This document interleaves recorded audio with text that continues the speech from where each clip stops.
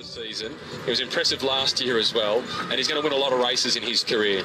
Well, I've just been looking up his palmarès, Matt, and Gujard last season won 5 races.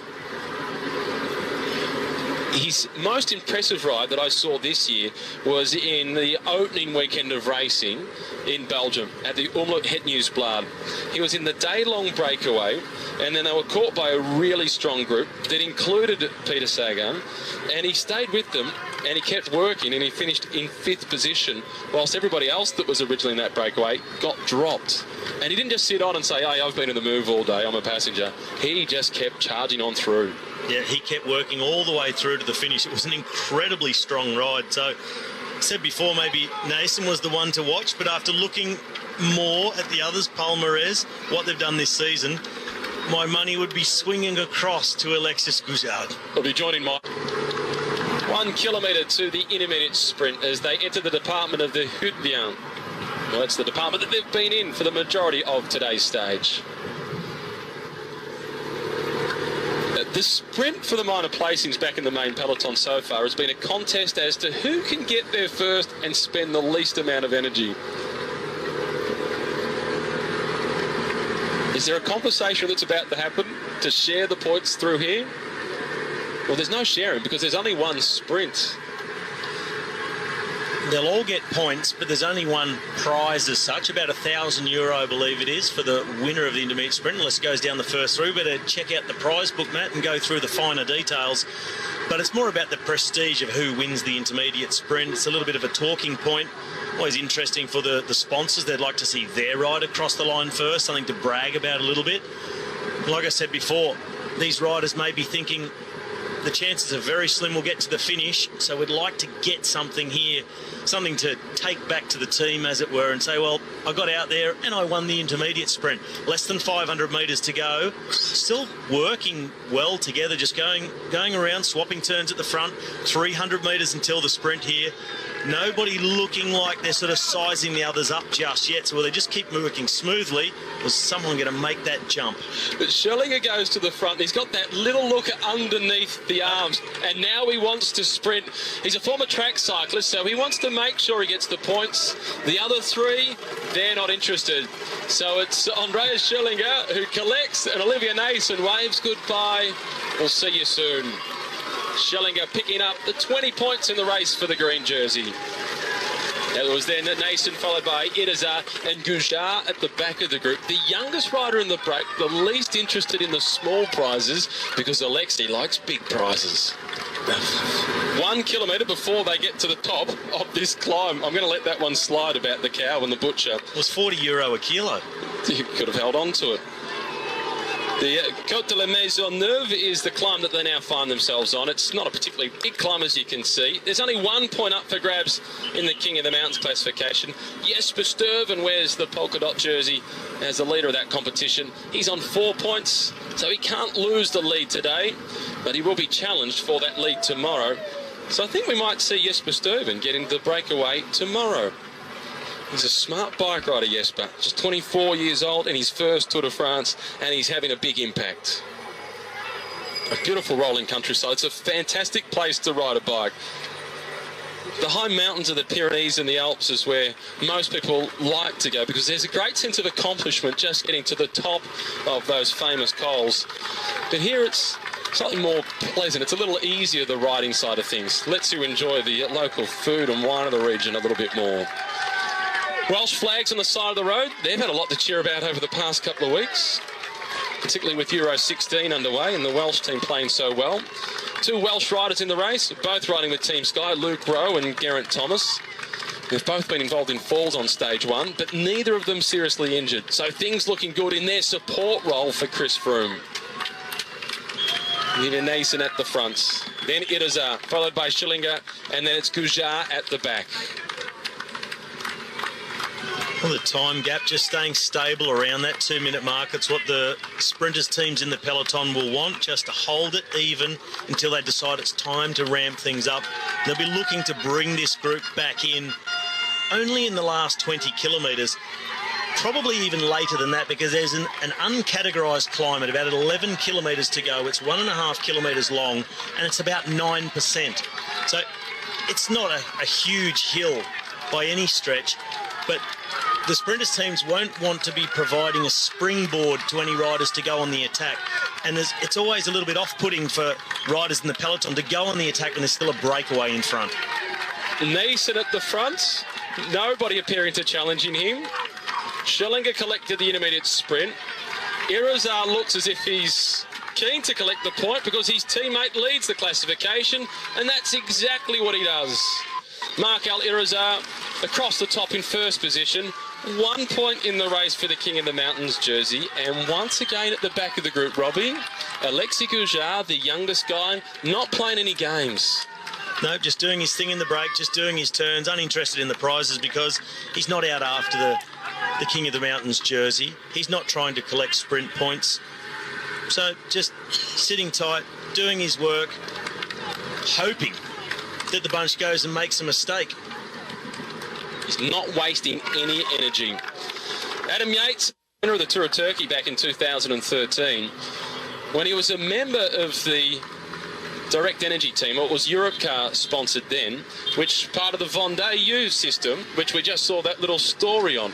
So through that system, support there and onto their professional team, and now he's riding with Dimension Data, and he's in the Tour de France. He was also 18th in the recent Tour de Suisse, so he comes in with some very good form.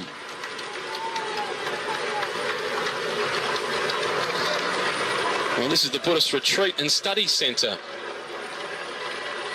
And the land that it occupies, they've got some 30 hectares, so it's pretty big. They've got 3 large temples and 3 statues of Buddha. Accommodation for monks. There's plenty of ponds with lotus flowers growing in the summer. It was established back in 1986, and the centre was built as a result of worldwide donations.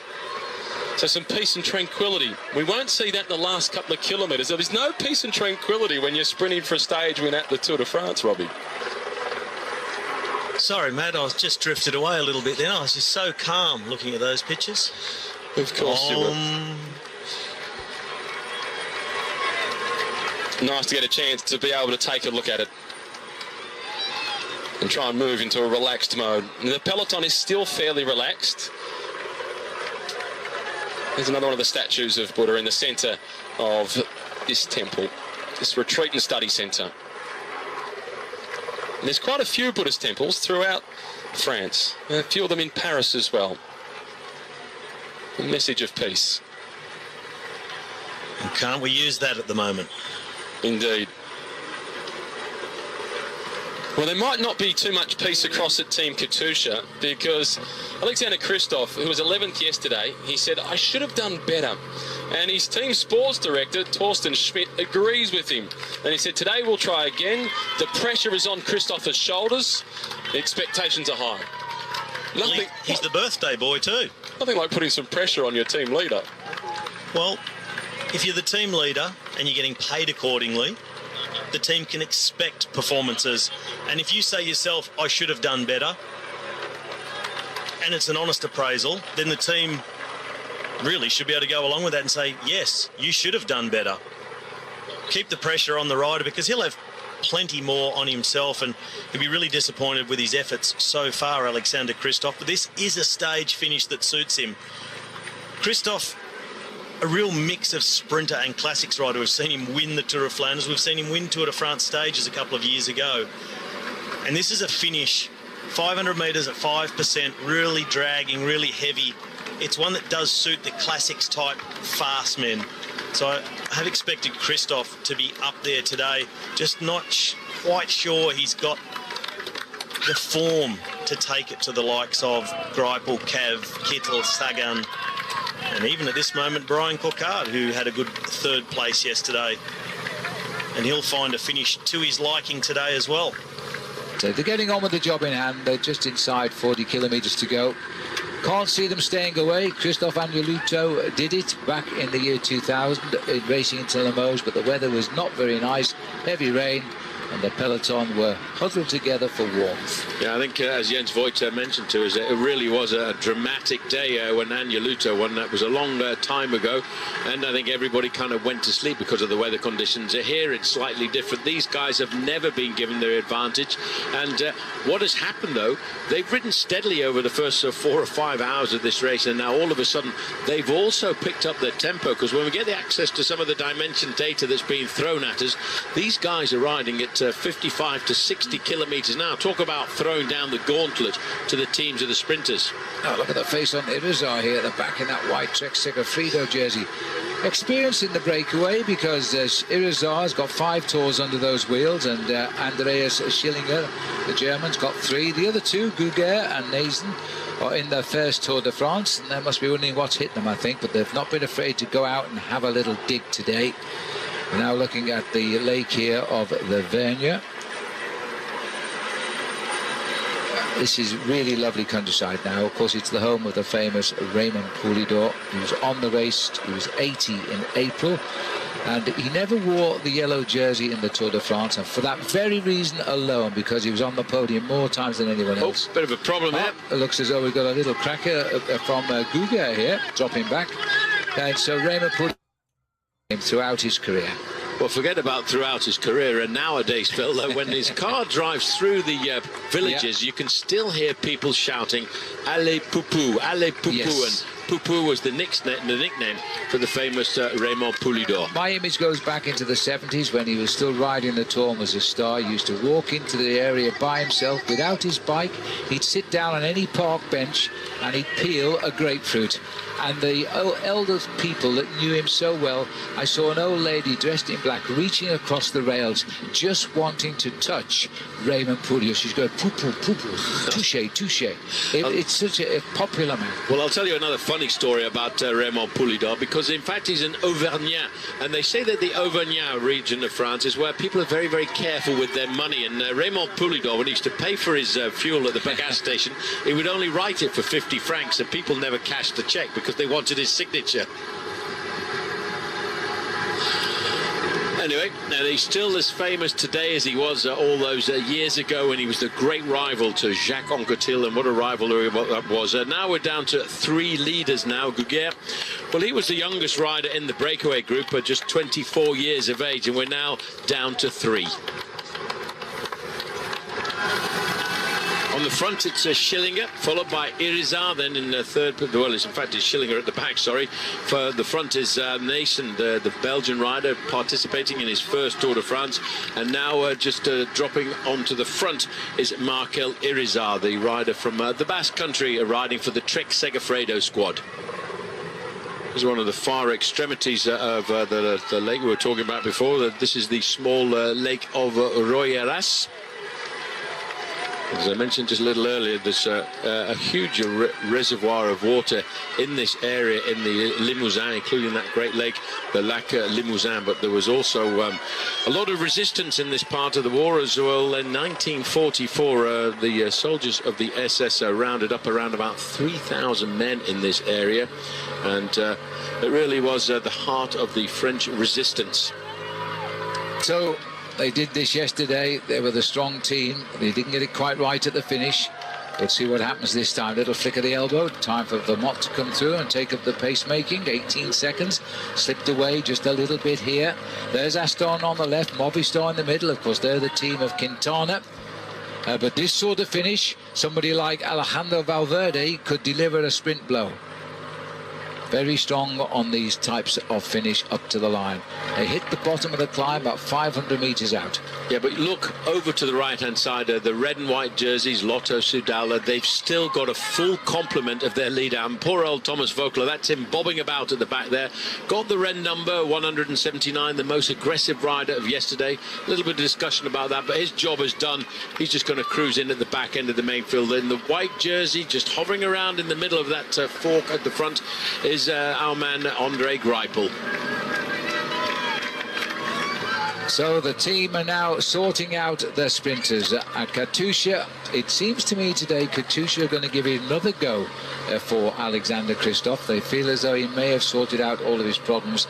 Driven on The trouble is, you're born in the month of July and you're a world-class cyclist. You never get to celebrate with your family and your children because you're usually on the Tour de France. It used to happen on an annual basis to Miguel Indurain, who won the Tour de France 5 times straight. Well, another town that loves the Tour, the Le Puy. There's someone, I missed it actually. La Puy-Neige. Well, it's certainly not snowing today. Thomas Vogler, job done today at the back of the group, but he has laid down the foundations for his team, Direct Energy, to come to the front later on. And I think what's important so far is, Phil, none of the teams that have got these lead-out trains have burned out their lead-out train. They're still pretty much in full complement, so as you get closer to the finish. And what's interesting about the fact that once we turned around to the right a little bit late, about 5 kilometers ago, we started to pick up mainly a tailwind, so it's going to be a very, very fast approach to the finish line here in Liège, in Limoges. I hope we're not in Liège. That's a different country, never mind a different town, but even so, we're under 10 kilometers to go now, as the leader here is Irizar just for the moment. All three still trying to help one another. The common enemy is about to pass under 10 kilometers to go as well. Just over 6 miles, remember. And it's Astana taking a real part in the finish today. Their man for the future, the long term, is Aru, but Vincenzo Nibali is here. Nibali, when he won the Tour a couple of years ago, got off to a great start on the second day when he won an uphill climb in the city of Sheffield in the UK. If he produces that form, then there'll be no sprinters with him. Oh, now watch out. Dodgy little corner here as we start to get closer to the outskirts of Limoges. The breakaway group is around there nice and safely, but look at the smoothness that the main field are negotiating these corners now. These are the moments when you've got to stay at the front end of the peloton.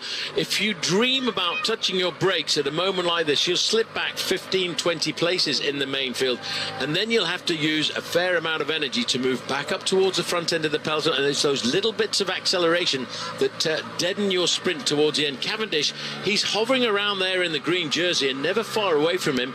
He's so happy with direction data because he's got his lead-out train, his dream lead-out train back together. Bernie Eisel from Austria, he's got Mark Renshaw, and then of course himself. And over the years, Mark Renshaw, the Australian, has been so instrumental in all of these victories that Mark Cavendish has racked up. Racing through the town here of Le Palais-sur-Vienne, as we're inside 10 kilometers now to the finishing line. Looks as the Lotto boys were looking around to make sure they hadn't got rid of their leader there, Andre Greipel, but he was tucked right in, and Cavendish paying a lot of attention, making space for himself now. These next few kilometers are the hazardous moments for the sprinters in the Tour de France. They've got to be very careful now, Phil, as we start to look at that 10 kilometre to go banner, because inside of the last 10 kilometres, and it's one of those things when you look at the race route like this, there's a non-categorised little climb towards the finish. It only goes up 400 or 500 metres, but sometimes it can catch the sprinters unawares, and they know how important it is at this stage of the game now to hold their position in the line. Well, they're racing about 3 miles an hour quicker, the peloton, so they should be shutting this down any minute now as we cross over the Vienne again here. The gap is down just 7 seconds. It's rather like counting for takeoff now as these boys close in. Katusha are willing to work. It means they've got faith in Christoph. It's goodbye now to Irizar's dropped off on the right. I think it was. No, it's not. It is Schillinger who's dropped off. This is Nason on the front, followed by Irizar. Yeah, well, I'm sorry about that, Phil, but that really is prolonging the agony. This is the little incline I was telling you about, and as a sprinter, you've just got to hold on here, hold on to the position. You'll concentrate on the wheel of your lead-out man in front of you and hope that you go over the top of this climb without losing too many positions in the line. That is Irizar there in second position, all over his machine. If they look back now, they could probably see the breath of the men in the main field, and now all of a sudden it's Lotto Soudal said, okay, now's the time to take control. And you see this little incline, the damage it's doing at the back. And it's Adam Hansen, the Queenslander. That's his job to start the ball rolling for the Lotto boys. There he is on the right of our picture, checking who's coming alongside him. And it looks to me as though Orica have got a keen interest here now for Michael Matthews as well. Not surprised by that. Contador is dancing over on the far left in that orange or yellowish jersey there. These are the two leaders. We're coming together, and we're coming together with about 7 kilometres to go. Well, the overall contenders now are mixing it up with the sprinters. You've got the black and blue jerseys on the right-hand side. That's the riders of Team Sky looking after Froome. The AG2R rider in there, Romain Bardet, he's quite happy to be hovering around there. You know, Romain Bardet and Warren Barguil, the two young Frenchmen, they've been very attentive over these early stages. They've been finishing in the top 15. I think maybe a little bit of youthful enthusiasm, but still they're paying attention and not losing any time. Now let's take a look at it. On the right is Team Sky. They're looking after Froome, trying to keep him safe. On the left of the picture we've got Contador's team with the yellow jersey of Sagan right in our picture now in the centre. He wants to win while they're trying to keep Contador safe as well.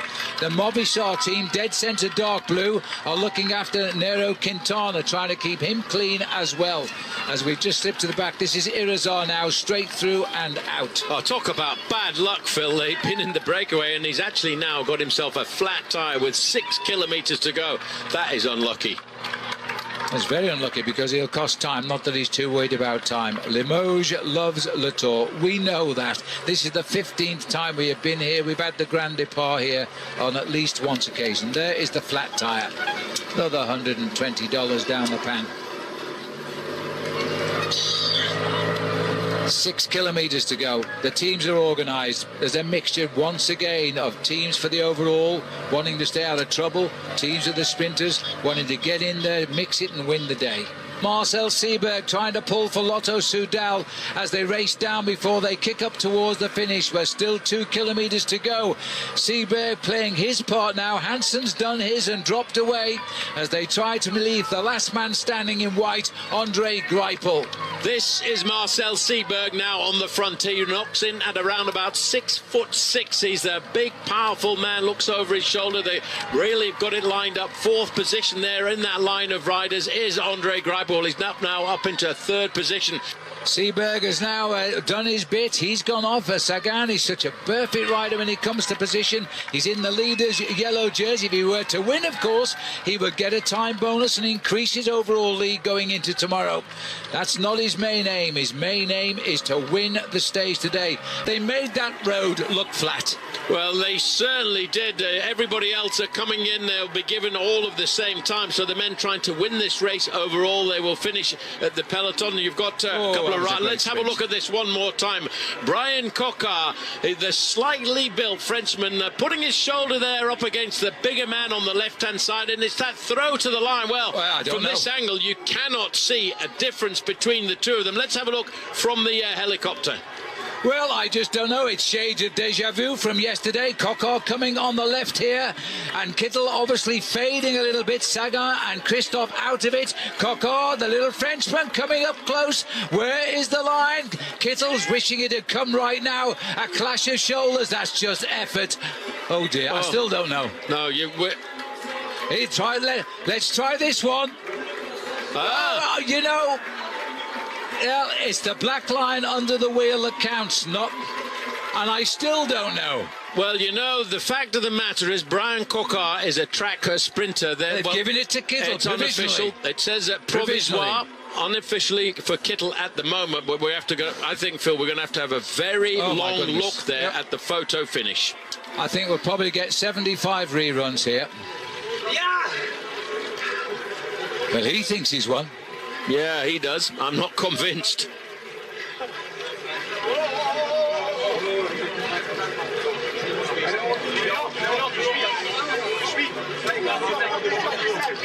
Marcel Kittel, 8 times a stage winner. Is it 9? We have another go. See if we can work it out this time. Coquard was coming from a long way down. This hill suited him. Kept his effort right until the end. So difficult to see. It is where the black line goes under the wheel.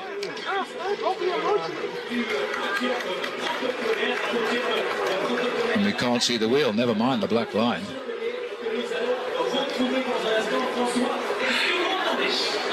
Well, it is desperate because it might be shaded by Well, look at that. That is official. And there it is. It is as close as it was yesterday. The Frenchman was third yesterday, and he's second today.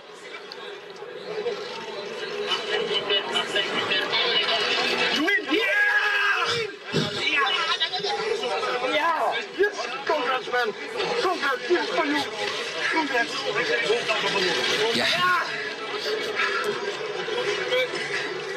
Marcel Kittel is back, suffering from depression. He's back on top, and he's now just won his 9th stage of a Tour de France.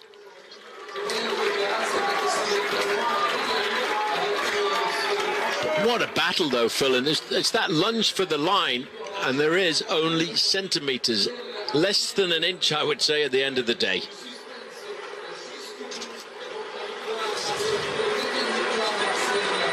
Well, there you have it. There's confirmation of the result. It went to the photo. Marcel Kittel just getting ahead of the young Frenchman, Brian Coquard, and always present, getting himself another time bonus, by the way.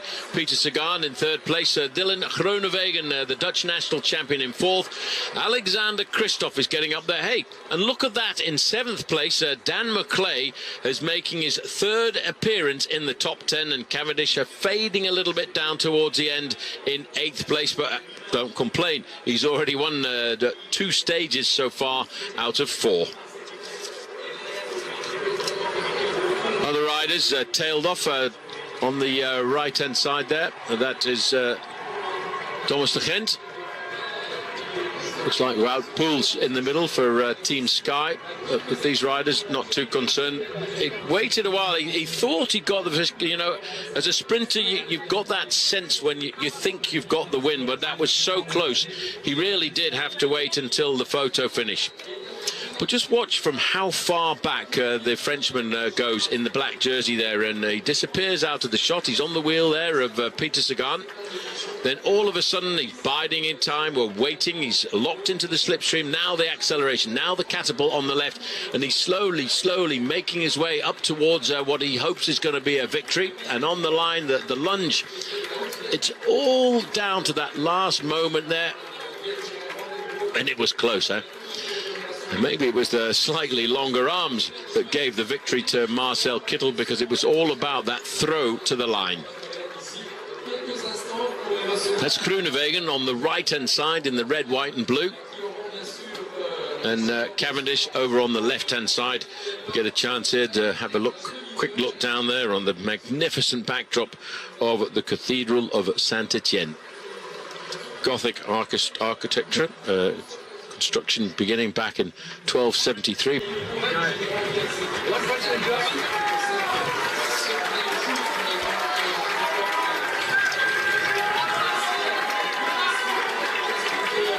Well, there we are, the confirmation of the points competition. Peter Sagan has now taken the lead back off Mark Cavendish in the points competition, and Cavendish drops to 2nd place. Kittel is into 3rd, and Greipel into 4th there. It was not a good finish for Andre up that climb, indeed. No change in the King of the Mountains. It really didn't make any difference. Jesper Stuyven keeps his lead, but it's much more hilly tomorrow. That's the big thing. This has been some of the best sprinting I think we've seen in the Tour de France, and I couldn't stand to look at the screen in those last 2 kilometres. It looked so dangerous. It was very dangerous, very fast, and at the end of the day, as we mentioned, Phil, it was a question of biding your time, waiting for the last moment. Great chance here to look, by the way. This is the Limoges Benedictine railway station, and that's one of the major historical monuments of this region back into 1975. It was damaged during the Second World War. It was bombed by Italian planes in 1940. But today, forget about all of that history. Think about that great win by Marcel Kittel. And of course, I've got to say, I'm waiting now to see Brian Coquard from France get a sprint victory, because that was very, very close. After 4 stages for the sprinters, where avoiding crashes was the objective of the yellow jersey favourites, today the race meets its first serious climbs. Hello and welcome to stage 5 of the Tour de France. This is Matthew Keenan with you, and it's the city of Limoges, where Marcel Kittel won yesterday, that hosts the start of today's stage as we head down towards the Cantal. Another long stage as the race enters its first serious climbs. As they bid farewell to Limoges and make their way to La Lorraine, it's a 216-kilometre torture test with the Category 4 climb early, and then it is littered with climbs towards the end, and the first of our Category 2 climbs. It's not a mountaintop finish, but it's not far off it.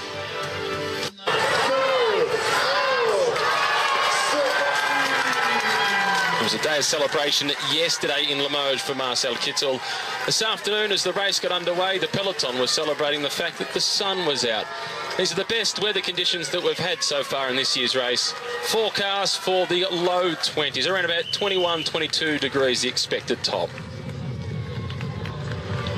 Flag dropping at kilometre 0, an attack early, and this time from the Fortunato Vital concept team, which are regulars to try and go on the move, but it was all brought back together by the first climb, and it was Jesper Stuyven out to try and defend his lead, who collected the 1 point on offer.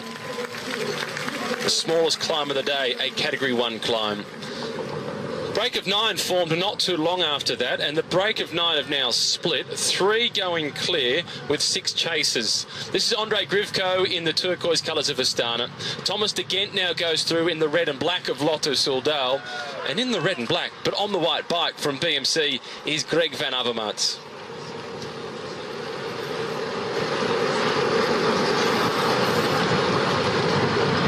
They made their way through Meimac for the feed zone, and they've amped the pace ever since that point on, and that's where these 3 riders have gone clear.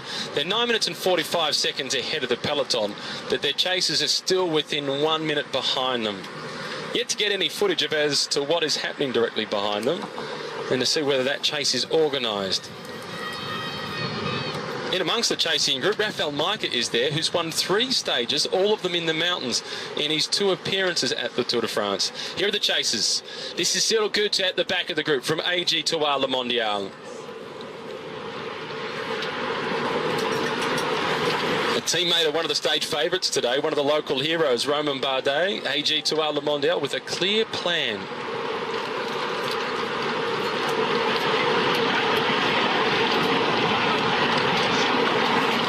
Food on board, the instructions taken. Roman Sikar is also in that group for Direct Energy. Bartosz Husowski is there for Bora Argon 18. Serge Pauls for Team Dimension Data. Rafael Majka for the Tinkoff squad. And rounding out that group of chasers, Florian Vachon from Fortunato Vital Concept.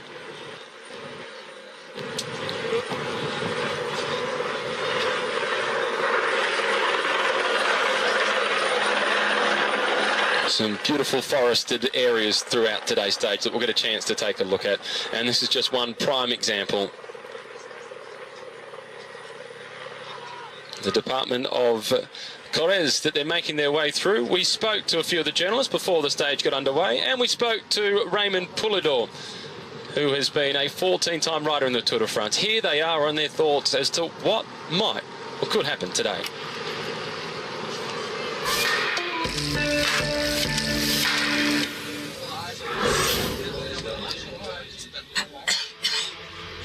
It's a stage that can break your legs. There's no flat roads. I don't see Froome, Quintana, Pinot, Bardet going on the attack. I think they'll mark each other. There won't be gaps between the favourites. The fight for the yellow jersey, yeah, we could already see a Froome or Thibaut Pinot or Fabio Aru in the yellow jersey today, because they're all so close there on the GC. It depends if they can dislodge Peter Sagan, and we're going to see Alberto Contador trying to fight back in there to match Froome, Pinot, and Aru and get that GC time back. It's the first rendezvous for the cyclists of the 103rd Tour de France. Peter Sagan can climb this terrain if the scenario of the race suits him. We can't say 100% that Peter Sagan will lose the jersey today. In fact, on the contrary, he could have the yellow jersey today.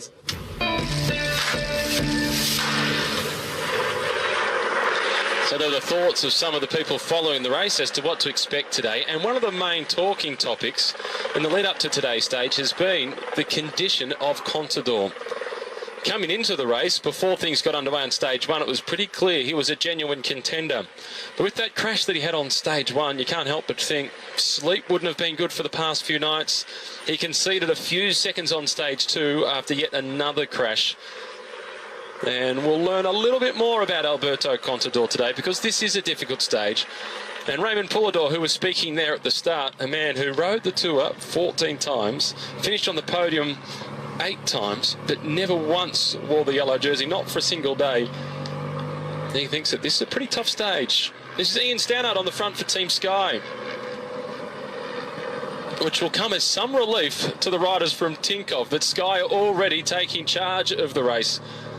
And the protection of the yellow jersey of Peter Sagan. Can he possibly hold on with the amount of climbing that they've got today? If it was any normal rider for the flatland spring classics like Flanders or Paris-Roubaix, or a man that we talk about as winning the green jersey, you'd say no. But we're not saying no, because it's Peter Sagan. So we'll say maybe. He's always a chance, Peter Sagan. The next climb comes in around about 27 kilometres time for the leading 3 riders. So that will make it around about another 32 kilometres before the peloton gets there. And it's a Category 2 climb, the Côte de Poussey-Méry. And it's a relatively long climb. It's the longest climb that we've had so far this year, just short of 7 kilometres in length. It's a fairly gentle gradient, just on an average gradient of 4%. But the tests will begin. And there is Alberto Contador with that right arm still bandaged up. That's the side that is the most seriously injured. That was the one that he damaged on the first stage, the opening day of racing, with crash number 1 for Contador. He did the damage to the left side on the second stage, which was in the rain, so it wasn't quite as bad, as much as that can be the case when you do crash. Number 91. He's got one of his teammates in the breakaway, Greg Van Avermaet, but Richie has said that he's not going to go on the attack today. This isn't one of the days where he can start to claw back the time that he lost following the puncture on stage 2. In terms of the big favourites for the overall, and Richie Porte, he is in the mix. Sure, he's a second-tier favourite, but everybody is a second-tier favourite behind Froome and Quintana. And you have to put Alberto Contador very much in that now, given the injuries that he sustained on stages 1 and 2. But Richie Porte is 1 minute and 49 seconds behind Chris Froome, Nairo Quintana, Fabio Aru, his own teammate TJ Van Garderen. Romain Bardet is also 1 minute and 49 seconds ahead of Richie Porte. So Porte's got a challenge ahead of him, but he's up to the task, I'm sure. He said that one of the things that gave him great confidence in joining the BMC team was seeing the condition that TJ Van Garderen had throughout last year's Tour de France, and knowing that he'd be working with the same coach. A lot has been made of the coach at Team Sky, Tim Kerrison, former Australian swimming coach, incidentally. And going away from working with Tim Kerrison, that was one of the key things that Richie Porte had to consider, and the coaching staff at BMC, he was happy with the way they managed to get TJ Van Garderen into great shape, and that was a key element in his decision to going across to BMC. Breakaway group of 3, Grivko for the Astana squad, De Kent for Lotto Soudal, and it's Van Avermaet for BMC Racing. This is Hurtaski for the Bora Argon 18 team. Good to see this German team getting plenty of coverage at home as well. And yesterday's stage winner Marcel Kittel has played a big role in German television coming back into a live broadcast of the Tour de France. In fact, throughout the off-season, the last 2 years, Marcel Kittel and to some extent John Degenkolb have actually gone to meetings with the key executives in the big networks at German television to convince them to cover the race once again. And it's great to see that it is back on German television with their biggest public broadcaster. So that is good news. And yesterday, Marcel Kittel gave them what they were looking for. Well, the group's stuck in the middle now, drifting further out to 1 minute and 54 seconds. The peloton's at 11 minutes and 54 seconds behind. The front three are really thinking about their prospects of winning the stage. And the man at the front of the group, Greg Van Avermaet, is on target to collect the yellow jersey. He started the day just 18 seconds down. And he has more than a 4-minute advantage on Andrei Grivko from Astana. And he has almost a 15-minute, in fact, more than a 15-minute advantage on the other rider in the breakaway, Thomas de Gent. So Van Avermaet really is opening up the throttle to make the most of this breakaway.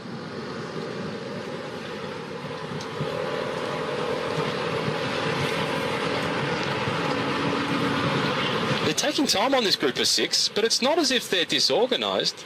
They look to be working well together. Everybody's swinging through. As I say that, Ozarski is skipping a few turns of pace at the back of the group. They're about to approach the next climb of the day. They're not too far away from hitting the bottom. Around about 7 or 8 kilometres before they get to the bottom of it. Geraint Thomas finished in 15th position in this race last year, and he's got a key role to play in this race this year in support of Chris Froome to see if Froome can win the race for a third time. We caught up with Geraint Thomas before the stage got underway. Here he is.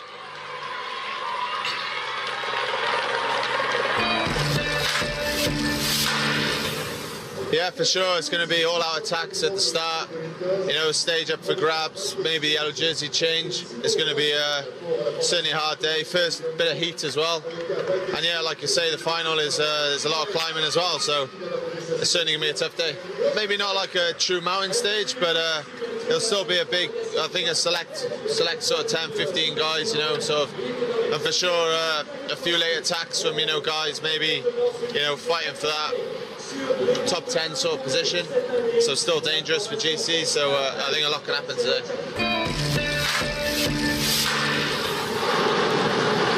We're not expecting any action from Chris Froome today, and in fact Froome and Quintana, I suspect on a stage like this one, they'll just be marking their rivals.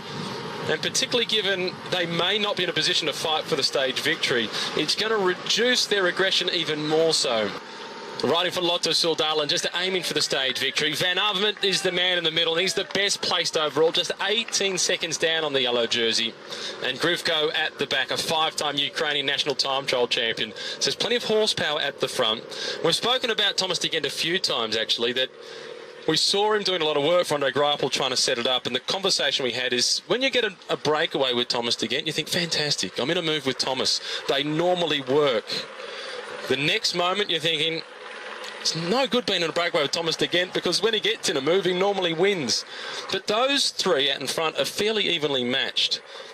If it came down to the three of them sprinting for a victory, you'd put the house on Greg Van Avermaet. But there's a lot of climbing to come before they get to the finish line in La Lorraine. Yeah, let's remember, Greg Van Avermaet may not be a sprinter, but cast your mind back to the Omloop at Nieuwsblad at the end of February, and Greg Van Avermaet beat Peter Sagan to win the race. End of a classic, end of a tough race, slight uphill drag to the finish line. But Greg is very quick, and back in the day when we were teammates at Lotto, he used to lead out the sprint. And he's very fast. He won the points classification at the Tour of Spain a long time ago, 2008, very early on in his career. And he won a stage of the Tour de France last year in a photo finish, slightly uphill, ahead of Peter Sagan. He's super quick. So the other two will be doing their utmost to get rid of him. Now, look at these beautiful pictures, Matt, of the scenery. This is the type of thing that I never really noticed when I was riding the Tour de France. It was only afterwards that I would watch some footage and then see and realise where we were. And I always thought, must be nice to go back and visit and just cruise along on the bike and then stop in. And when it gets a bit too warm, just jump in one of those lakes or jump into one of those rivers. I even thought it during the Tour de France a few times when it's really, really hot down south. You got those creeks bubbling alongside the road. And I was suffering so bad, I thought I'd just love to stop for a bit, have a dip in the water, and then just lay down on the grass, have a little nana nap, a bit of an Arvo snooze. But there was always a time limit they gave me to get to the finish, so I never got to actually go and do it. But it was always so appetising, always jealous of people who were in the water when I was out there racing on a hot day. It just looks so much more inviting. And look at this peloton. They're strung out in single file. And the first three, the leaders, are still going away from them.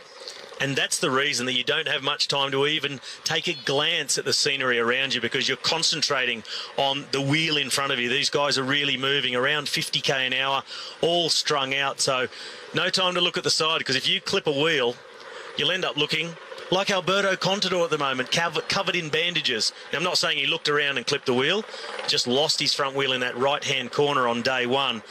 But you pay for it for a long time.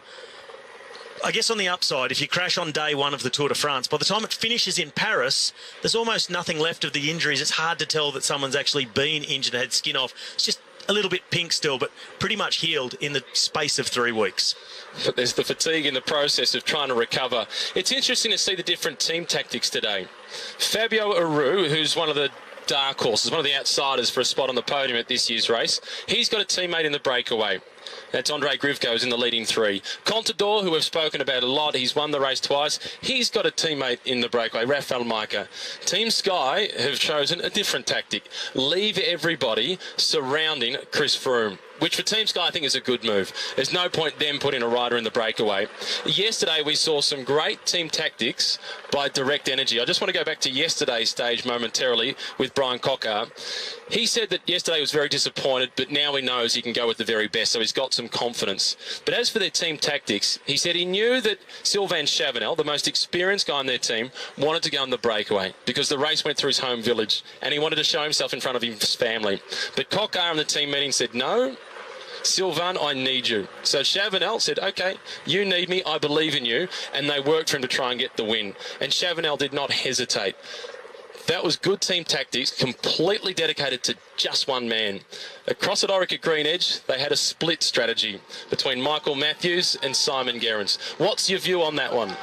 Well, firstly, on Direct Energy, it's a great thing from both sides, from Brian Coquard saying, I have the confidence that I can win, so I don't want you to go in the breakaway. I need you with me. I'm relying on you because I have the confidence in myself. And Chavanel, the experienced rider, who can almost, if he wants in the team, say, I'm going to do what I want to do, he said, all right, I will stay with you because I have confidence in you. So it's great to see Coquard rating himself high enough to say it, and then Chavanel having the confidence in him and help build his confidence even further to what I see as a great result. And had Coquard not come across and bumped into Marcel Kittel, for mine, he would have won the stage because he got in front as he hit shoulders, but then as they hit elbows, it just put him off balance, and he really had no throw at the line. Compare it to his lunge for the line the day before where he held off Peter Sagan for third in Angers. He had nothing, and he lost by 2.8 centimetres. And because he was so off balance after bumping with Marcel Kittel, but that's all part of it. Sometimes you really don't have it completely under control. You've got to understand that they are so deep in the red zone, he would have been sprinting hardly able to see. So you do get a bit off balance, and a bit of bump and grind is all normal in the sprint, but it did cost him.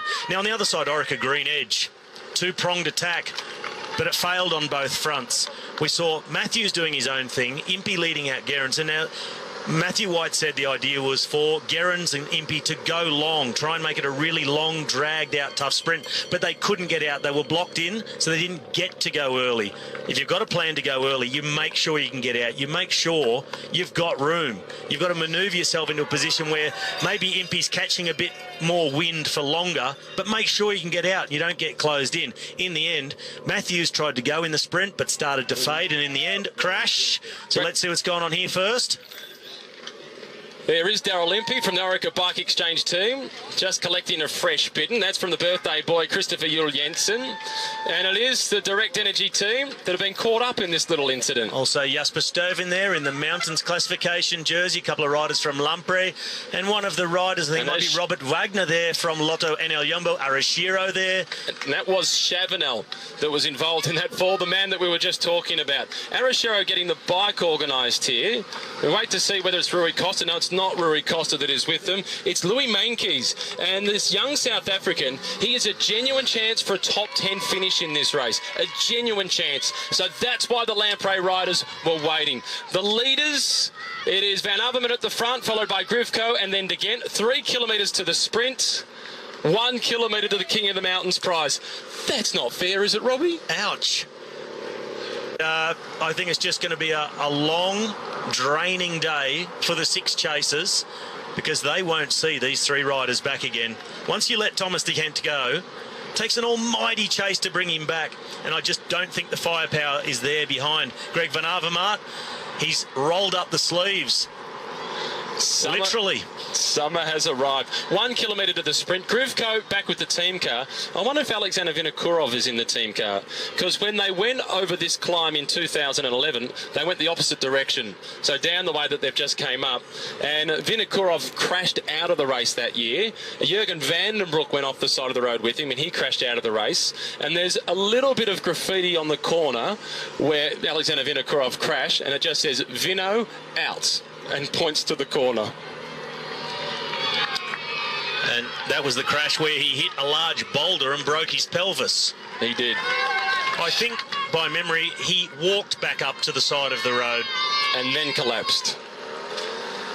For all the criticism, and it's justified a lot of it. Whatever you say about Vino, okay, justified, but hard as nails. He was tough. This is the intermediate sprint, and it looks as if Thomas de Gent wants to collect the intermediate prize once again.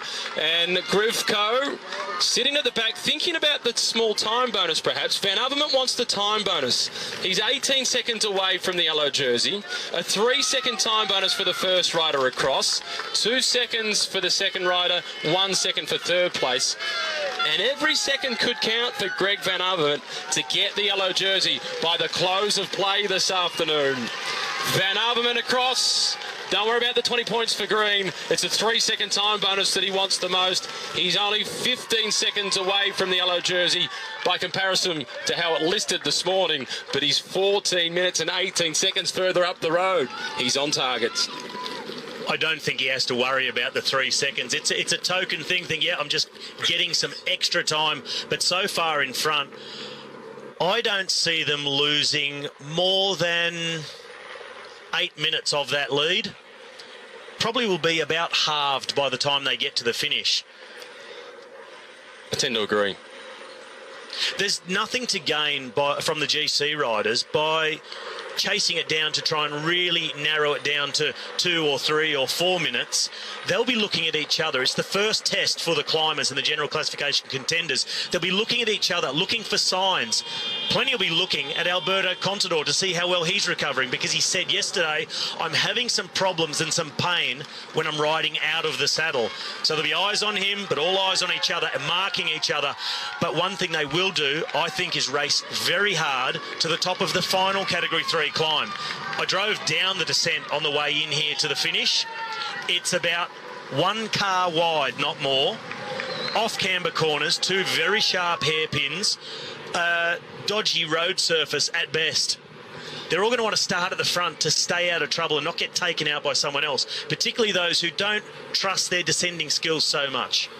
500 metres to the intermediate sprint for the chasing group of 6.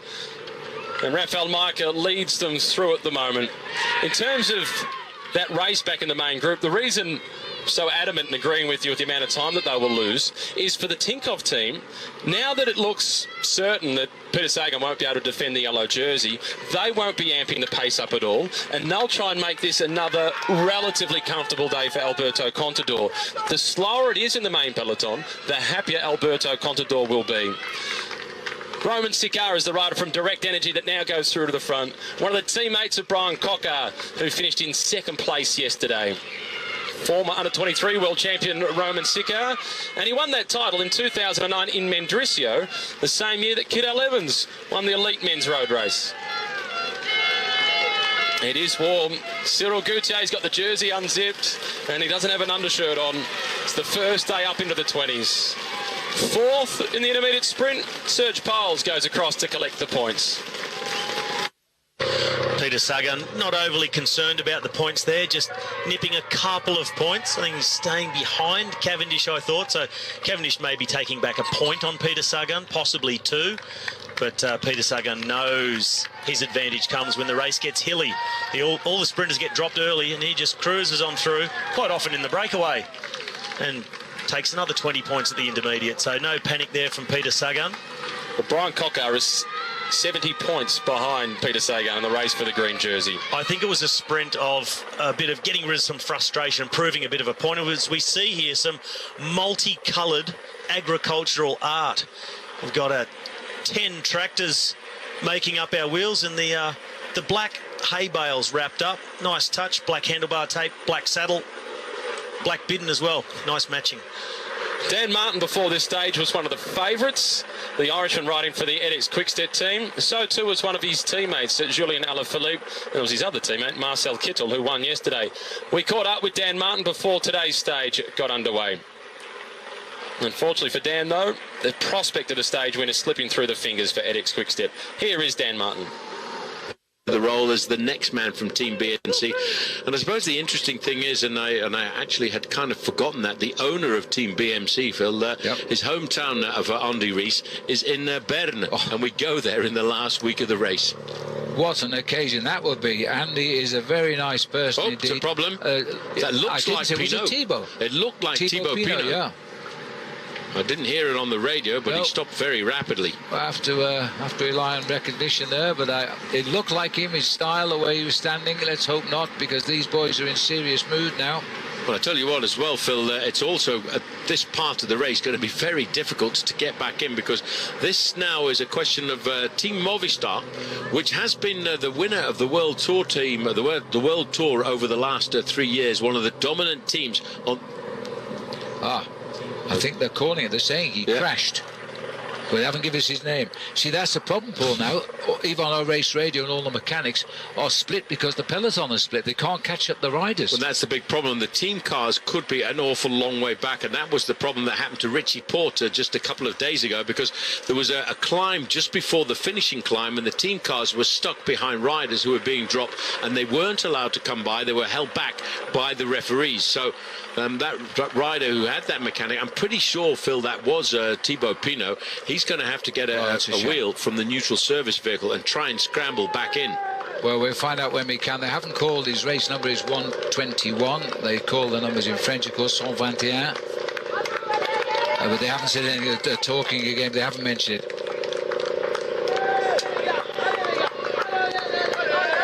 But they're talking about those three riders are still continuing with a very hefty lead. It is such a difficult run-in now, and of course this is why the main peloton have been very protective of, respectful rather, of the route today. After this one is over, we go on to another second category mountain, then we go to a third category, which is actually very hard, and then we come to the finishing line. Well, we come to the finishing line with a very nasty, tricky little 2.5 kilometre descent with a number of nasty little hairpins. Just back there, I'm sure plenty of the geologists who would be very happy to see that little puy we could just spot there. And the puys are basically plugs of extinct volcanoes. And as you said earlier, there are so many of them in this part of the world. It must have been quite interesting 6.5 to 13 million years ago. We're looking at Serge Powers in the white jersey. On the right side, Cyril Gocho. He's the man that's probably got my room in the hotel tonight, which we vacated this morning. He's staying there this evening. And also Rafał Majka, champion of Poland of just over a week now, and a good climber.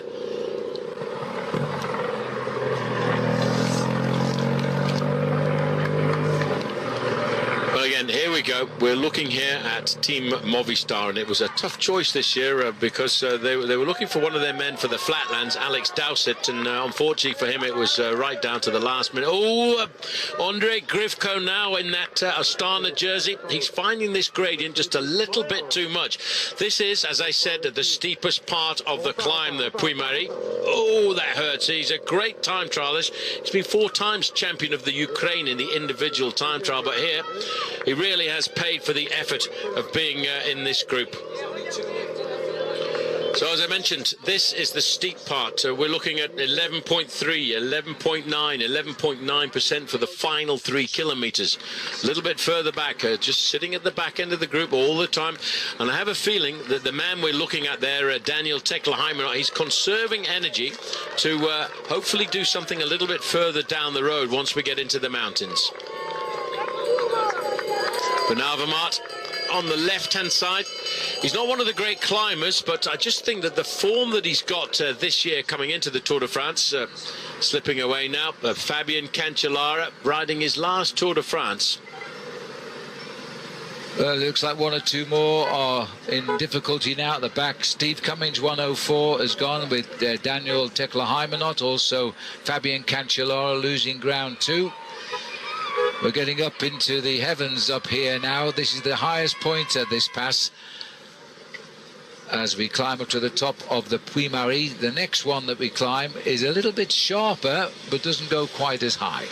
Now, the problem is the last 3 kilometres are where this climber really becomes its worst at average gradients, averaging there between 11.5% and 12%.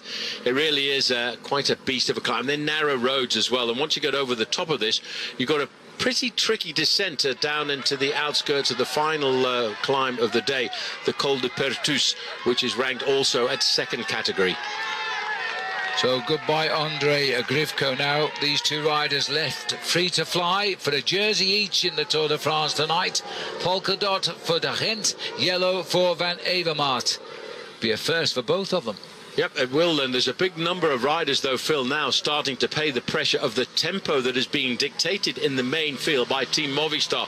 One by one, plenty of riders moving away. I just spotted Ian Stannard, one of the riders from Team Sky.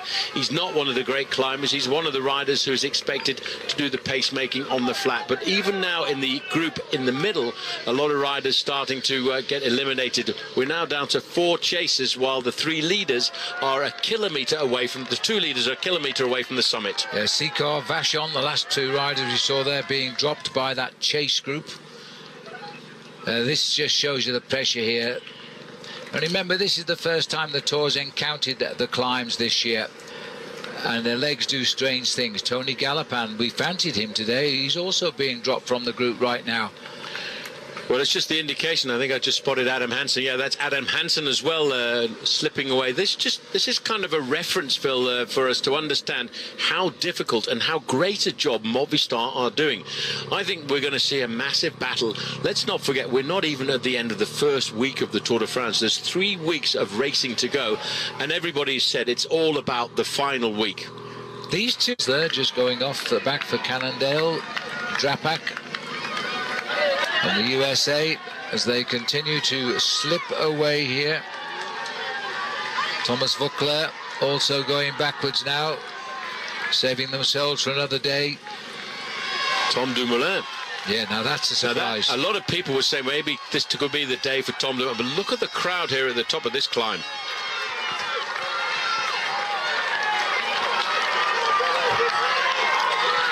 And this to take the lead in the King of the Mountains for Thomas De Gent, and there's no resistance from Greg Van Avermaet. Well, now, Phil, they've gone over the top of the climb, and as we've seen on the ascent up here, well, this is what it was like on the ascent. Narrow roads. It's a very tricky, difficult descent as we start to go down the other side with 1 or 2 nasty little corners. And, of course, bear in mind that we got reports a little bit earlier on from Steve Perino, who's on the motorbike, that the roads are melting, and we know what happens when that happens. It makes it very tricky around the corners. Now this is serious stuff from Movistar. Now there's Nero Quintana himself on the left side of our picture. Over on the right-hand side, the 2 riders riding together, the 2 leaders of Team BMC. Well, all of a sudden, the overall leader, Peter Sagan, in difficulty. Yes, these hills were too steep for Peter. He's no inspiration now because he knows the yellow is off his shoulders tonight. But we'll be talking about him all the way to Paris, but not today.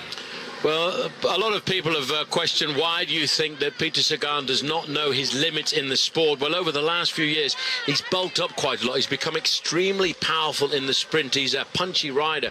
But I always wonder in the back of my mind, Phil, if he slimmed off for 5 or 6 kilos, could he actually be a Tour de France contender? But for him, I think he just enjoys his life and enjoys his racing too much. This is Nibali here. Wow. This is Nibali, the man that won the Giro d'Italia. has now made it quite clear he's not trying to win and do the double here with the Tour de France. He's always said he's here to help his teammate Fabio Aru, and I guess this proves a point. Well, I tell you what, that does not help Fabio Aru when you've got your conscience getting dropped on a climb like this. Fabio Aru being left alone. But what it does say now, Phil, we are having the foundations laid for a head-to-head between two great teams. Team Movistar from Spain. Look at the faces on these riders from Spain now. They're doing everything they can to reduce that gap. And what a gap it is, because at the end of the day, if they do something phenomenal here this afternoon, it's down to 7.5 minutes. Alejandro Valverde could be in the yellow jersey if they can pull it all back in the last 30 kilometres or 18 miles of the race. Now, I kind of expected this, because this is Rafael Majka, the best climber of what's left of the chase. He's going to try and leave these guys now and go third on the road if he can catch up with Grifko. And it looks there is a reaction from Serge Powells, who will go downhill the other side pretty quickly if he can control Majka making the move. Majka goes over the top in 4th place. Yes, but the gap, Phil, you've got to read the clock. 2 3/4 minutes is the difference between these riders and the two leaders. Oh yeah, I'm not thinking he'll catch up. I think he'll just get rid of the others, that's all. Oh, let's go downhill.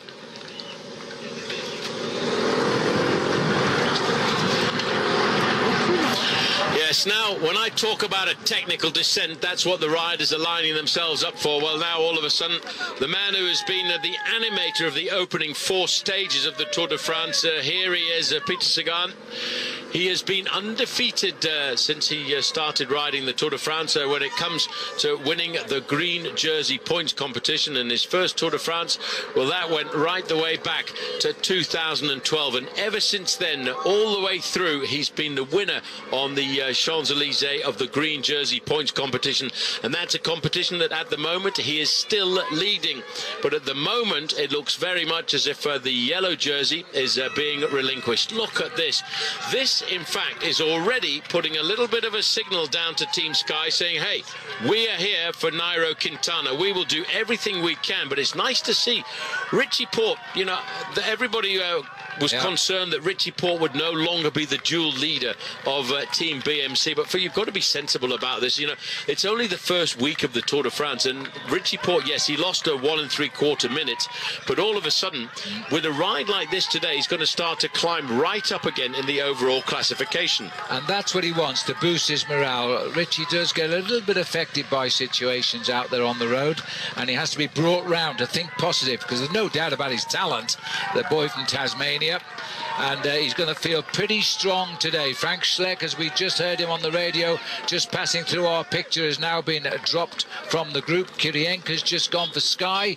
Oh, it's hurting a lot of riders now. Yeah, but what's maybe more important is Team Movistar are hurting Team Sky at a point like this. Look at this, another rider from Team Sky, Mikel Landa. I'm surprised at that, Paul.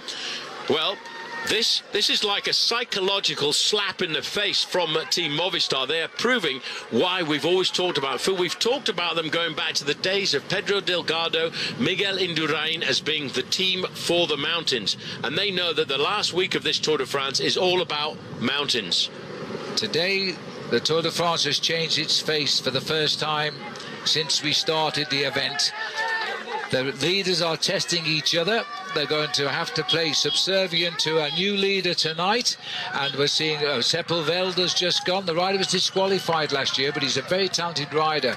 And he really wasn't trying to cheat. He didn't see anything wrong with the situation. He's an Argentinian. Sky are living with their leaders. TJ Vanguard and BMC are still there.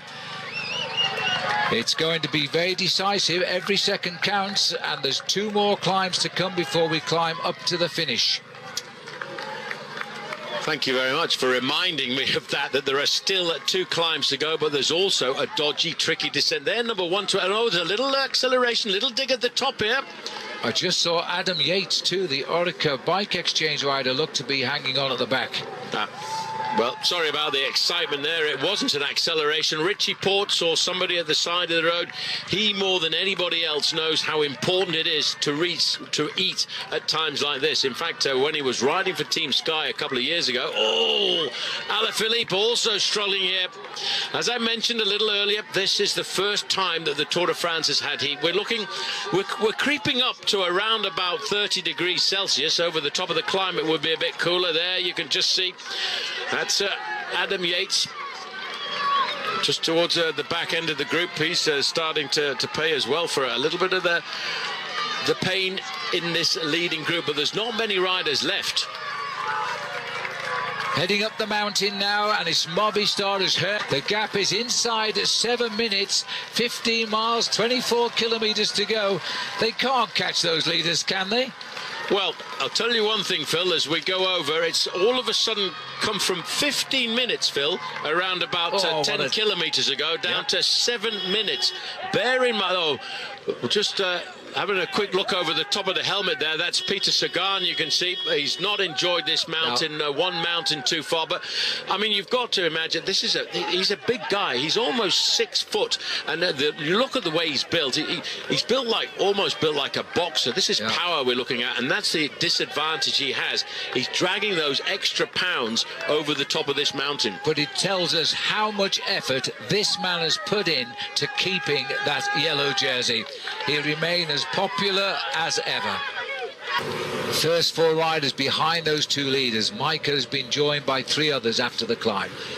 Well, just to throw a few stats in there, Phil, you know I normally always work on that 1 kilometre for 1 minute for 10 kilometres. Well, in 14 kilometres there, the main field slashed 4 minutes off the advantage of the 2 leaders. So it could really go down to the final climb of the day. We could see a massive big turnaround. And though 4 minutes would mean they'd lose by 2:56.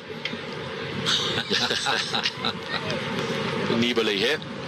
He's just cruising down this descent. I wonder if there's a story here. Nibali dropping from that group, a very select group of around 25, 26 riders. Here are the brakes. Tony Martin. He's a good descender. He's also, but he was looking over his shoulder, so I wonder if he was just checking to see if he had one of his teammates in difficulty who needed pacing back. Now this is a little bit more interesting as we look at the speeds now. We're starting to get, as the road straightens out, look at that. Craig van Avermaet, 42 miles an hour he did just a few moments ago. So we're getting into the tricky part of the descent where you've got to back off your brakes.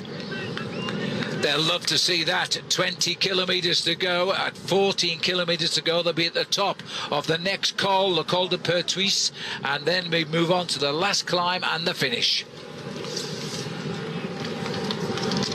So the 2 leaders, they now know that they've got 1 more climb.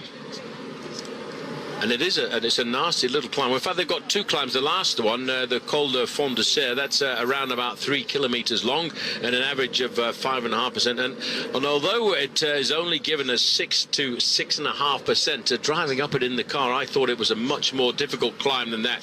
This is the penultimate climb that they will line themselves up for, the Col de Pertuis. And that's a climb of around about 4.5 kilometres, average gradient 8%. But again, as they get up towards the top, it's 11%, and that's where the team of the climbers, Team Movistar, will have the advantage. Here is the profile. As you can see, Mondaille, that's where they start, and they start to climb up. The black sections are sections in excess of 10%, and as you can see, just to make it a little more difficult, the big long black section is right towards the top of the climb.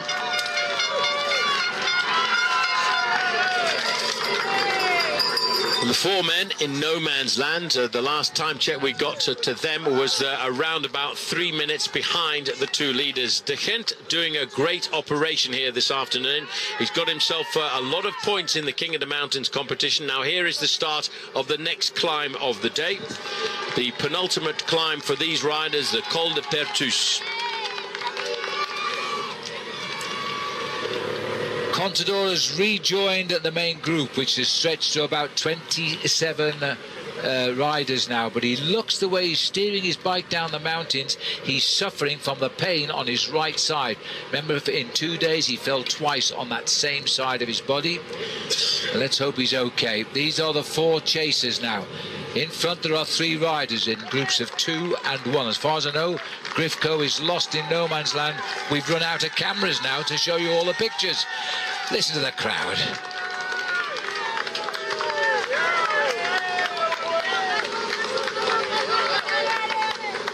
Well, this climb, Phil, when you start to look at the average gradient, is very nasty indeed, and it's the last 2 kilometres when it starts to really leap up to 10 and 11%, and it was in that steep gradient on the previous climb that the 2 leaders lost huge chunks of time to Team Movistar. It's a long time since we've commentated on 2 Belgian cyclists in the front of a stage of the Tour de France. I don't mean that in any disrespectful way. Eddy Merckx spoiled it for the Belgian folk when he dominated the Tour de France, winning it 5 times. And then we had the great climbing prowess of Lucien Van Impe. And